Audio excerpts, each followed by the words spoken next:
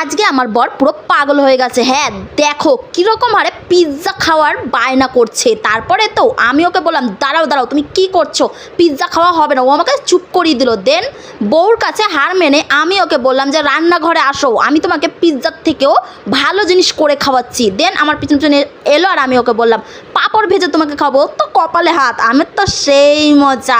পিৎজার এখন যা দাম, পিৎজার থেকে আমি ঘরে বসে তোমাকে পাঁপড় বানিয়ে খাওয়াবো।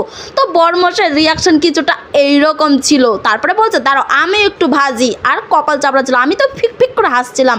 এক গাবলা আমরা পাঁপড় ভেজে দেন দুজনে মিলে বসে পড়েছি। আর আমার বরে তো সব সময় এক্সপেরিমেন্ট, জানি না কি যে এত করে, আমার রাগ লেগে যায়।